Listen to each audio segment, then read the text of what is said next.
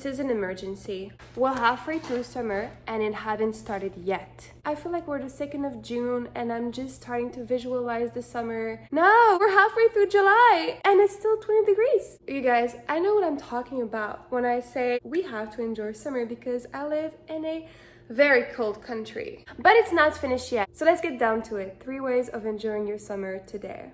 For free. Numero uno. Now I want you all to close your eyes and tell me, how do you picture your perfect summer? Go down memory lane, the feeling of burning sand between the toes, smelling like campfire on your clothing, having marshmallows by the campfire. Number one thing to feel like you're living your summer this year is to reconnect with your inner child. Try to understand what does she or he needs. You're a bit exhausted because you had so much fun, because you laughed so hard and you ate good food. This is really what we're trying to bring back here. You really have to let go sometimes. You really have to not take yourself so serious and grab the opportunities to do it. Whenever you can leave the city, do it. Whenever you can have your hands in the mud, do it. And it's really hard for me too because I'm always wearing those nice clothing and nice shoes. At least take moments where you see it's raining outside. Take a 15 minutes in the rain. Just try to be there and just feel it wash your sins. Number 2, if you thought that acting like a child was free, guess what's even freer? Waking up early.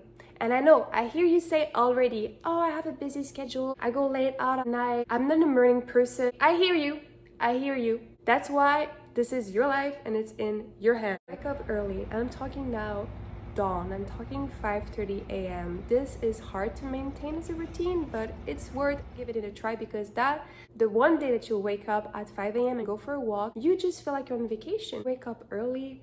We walk around, we just look at the buildings, the architecture. In Montreal it sucks, but I'm still trying to act like I'm a tourist and it's the first time I see those buildings and I'm like, ah, Montreal, you're so unique and special. Number 3. So this is not exactly the freest option on the list because it requires to have either a camera or a phone. That I used myself those cameras last summer and they really feel different because on our phone we just take thousands of pictures in our summers and we never really look back into it. But when it comes to film cameras, they're just so unique. The grain is different, the colors are different. You look back at them more than at your regular pictures. So that's a really easy way to build core memories.